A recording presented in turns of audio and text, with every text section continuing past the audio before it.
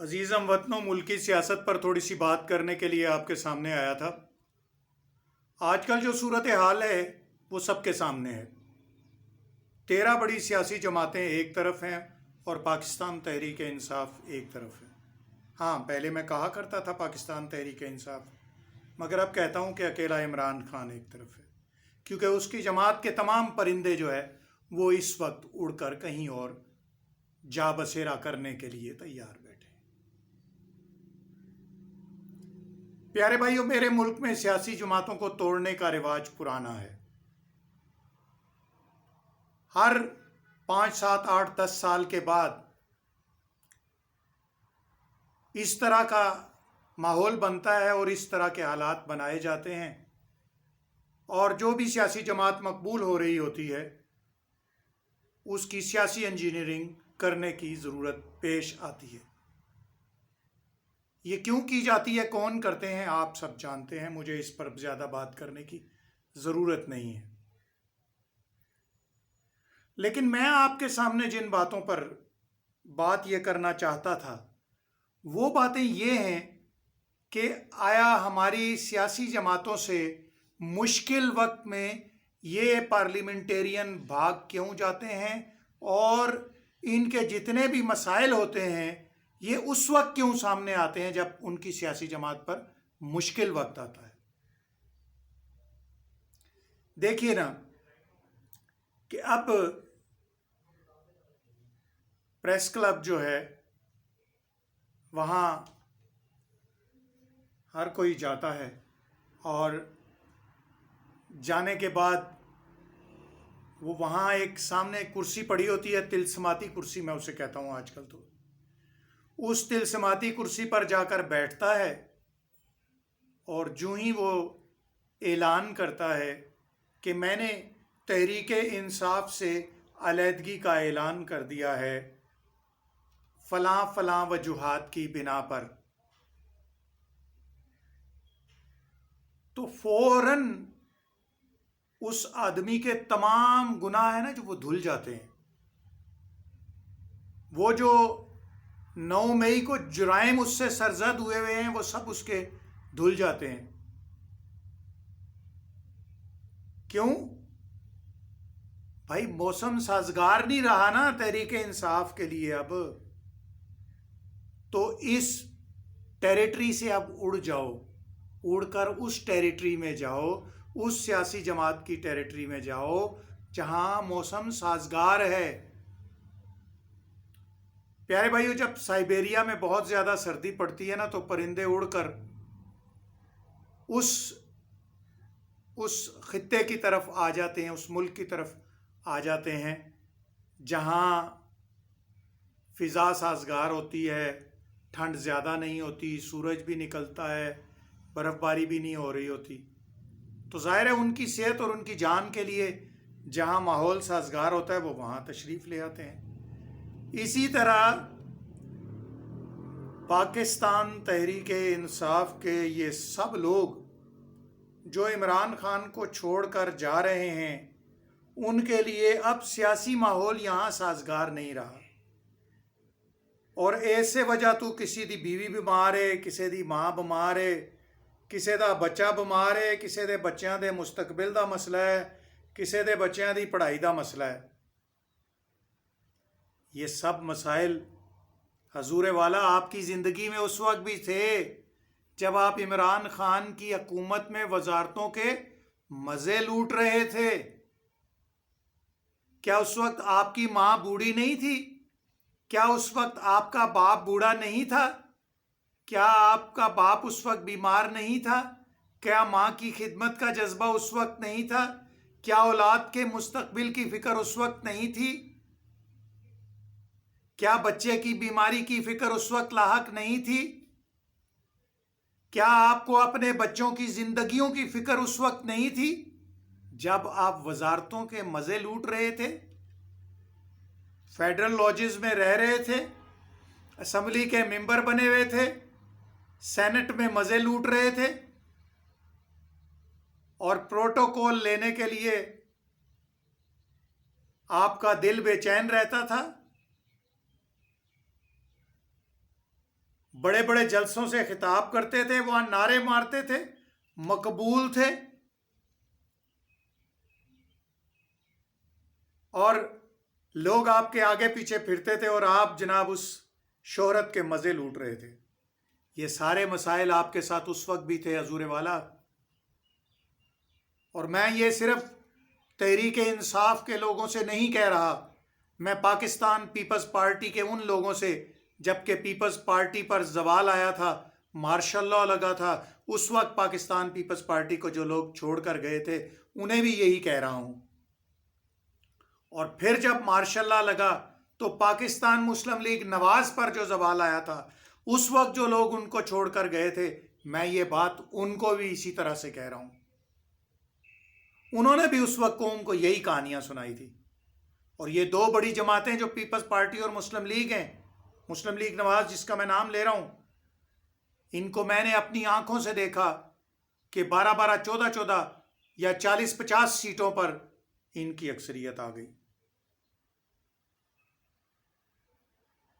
ये सब क्यों हुआ, ये सब कैसे हुआ, और अब इमरान खान के साथ क्यों हो रहा है कि हजूर वाला जब लीडरशिप टिकट देने लगती है ना, तो वो ऐसे लोगों को चुनती है कि जिनके पास दौलत हो, इज्जत हो, शोहरत हो, पैसा हो, बदमाशी के लिए 4 गुंडे हों, मफरूर उन्होंने अपने डेरे पे छुपा रखे हों, हर शरीफ आदमी दे गिरेबान ही हत्थ पाने वास्ते उन्होंने कोल 4-10 बंदे होन,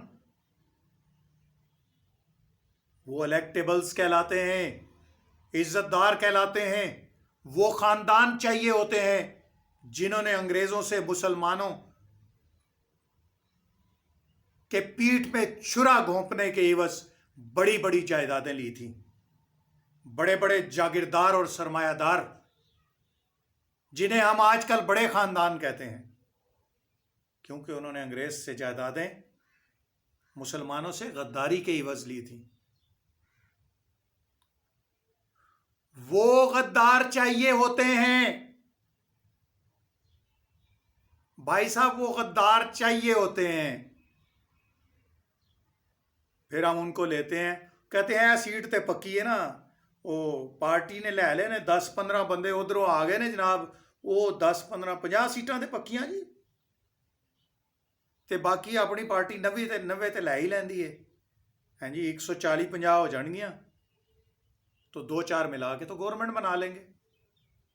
फिर क्या होता है कि जवाल का वक्त आता है, जैसे पीपल्स पार्टी पर ज़ियाउल हक के दौर में आया, मुस्लिम लीग नवाज पर मुशर्रफ के दौर में आया, और इमरान खान पर आज आया हुआ है। फिर क्या होता है, वही इलेक्टेबल्स फुर्र करके उड़ जाते हैं। जब फुर करके उड़ जाते हैं तो फिर लीडर सोचता है, फिर कहानियां सुनाता है, कारकुनों को आवाज़ देता है कि असल सरमाया कारकुन है, और मेरे मुल्क के भोले भाले अवाम भागे भागे दौड़े दौड़े फिर अपने लीडर की खिदमत के लिए हाजिर हो जाते हैं। वो ये समझते हैं कि अब शायद इस लीडर को अकल आ जाएगी, अब ये सूबाई असम्बली के, कौमी असम्बली के और सेनेट के टिकट जो है ना, वो इलेक्टेबल्स को और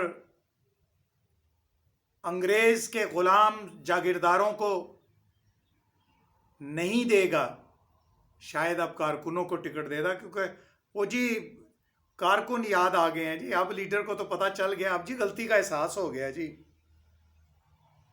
मेरे भाइयों, कोई एहसास नहीं होता। मैं अपनी पूरी जिंदगी में ये देखता आ रहा हूं, किसी को कोई एहसास नहीं होता। ये सब चौंचले हैं।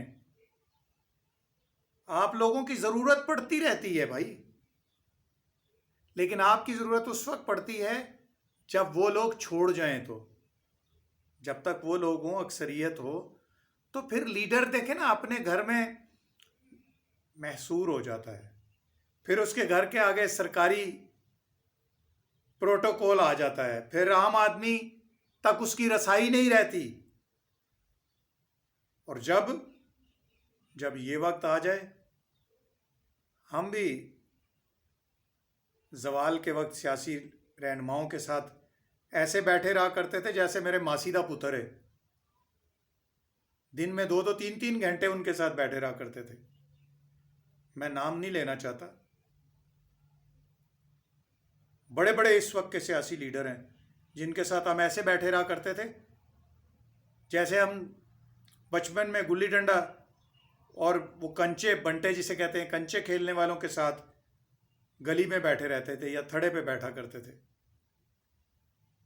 सारा सारा दिन उन लोगों के साथ बैठे रहते थे। लेकिन जो ही इक़्तिदार मिलता है तो वो लोग हमारी पहुंच से दूर हो जाते हैं, और जो ही इक़्तिदार छिनता है फिर कारकुन की याद सताती है। तो अपने ज़वाल से अगर रहनुमाओं को सीखना हो तो सीखने की इस वक्त बेहतरीन पोजीशन में इमरान खान है। अगर वो सीखे तो अपने कारकुनों को ओबलाइज करे, कर दे ना ऐलान, कर दे ऐलान, कर दे ऐलान इमरान खान के अब मैं तमाम वर्करों को टिकट दूंगा, सरमायादारों को नहीं दूंगा। लेकिन भाईजान, सियासत का खेल इन लोगों के बगैर चलता भी नहीं है, क्योंकि मैं अक्सर दोस्तों में कहा करता हूं कि सियासत, इसको मैं दूसरी तरह काउंट करता हूं, स्याह सत, स्याह काला, कालक, और सत उसका अरक। स्याह सत यानी कालक का भी ये अरक है जो सियासत है। ये बुरी चीज़ थी नहीं। सियासत में आने वाले लोग खिदमत के जज्बे से आया करते थे,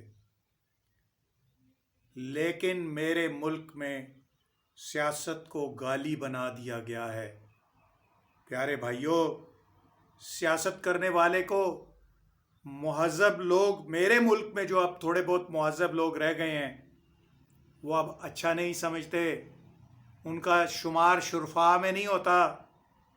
किसी को गलतफहमी है तो होती रहे, मुझे तो नहीं है। बहरहाल, अल्लाह मेरा और आपका हामी व नासिर हो। इमरान खान को अब कारकुनों की याद सता रही है। अल्लाह करे कोई तो यार इस मुल्क में आए, कोई तो हो जो गरीब लोगों को असम्बलियों तक पहुंचाए, सेनेट तक पहुंचाए, और मखसूस नशिस्तों पर, ख़वातीन की सीटों पर बड़े बड़े लोगों की बीवियों और बच्चियों को मुंतखब करवाने के बजाय पढ़े लिखे और मुतवस्सित तबके के लोगों के घरों से लोगों को मुंतखब कराए। ऐसा होगा तो नहीं, लेकिन चले, हमने आवाज़ उठा दी है। अल्लाह मेरा और आपका हामी व नासिर हो। अल्लाह ताला मुझे और इन सब को हिदायत अता फरमाए। आमीन।